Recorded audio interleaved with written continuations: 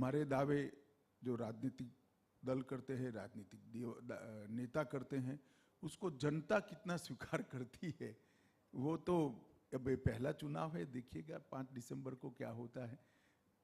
मगर परिणाम जो भी हो, कौन कितना वोट प्राप्त करेगा, मैं इतना निश्चित बता देता हूं कि यहां पर फिर से एक बार प्रचंड बहुमत के साथ भारतीय जनता पार्टी की सरकार बनने जा रही है।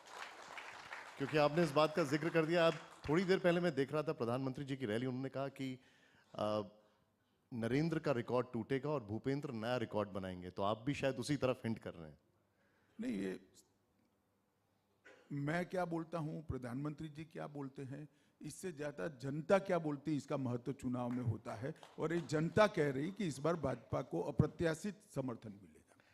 एक सवाल बार बार मन में आ रहा है, वो क्योंकि आज रैली हुई है और प्रधानमंत्री जी जब भी बोलते हैं तो उसको समझना जानना जरूरी हो जाता है। उन्होंने कहा कि गुजरात को बदनाम करने की कोशिश जो कर रहे हैं उन लोगों से बचना होगा। ये कौन लोग हैं आपके अनुसार?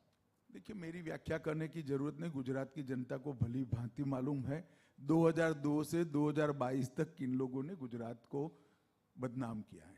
हम हमारी एक विचारधारा लेकर 1950 से राजनीति में, कोई आजकल से नहीं है, उसी विचारधारा पर हम चलने का प्रयास कर रहे हैं।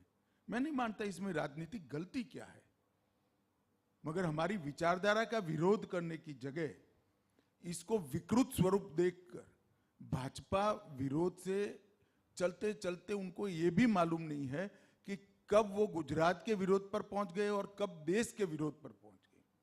भारतीय जनता पार्टी का विरोध कोई भी कर सकता है लोकतंत्र के अंदर, स्वागत है भाई, जनता को जिसका मानना होगा उसकी जनता मानेगी।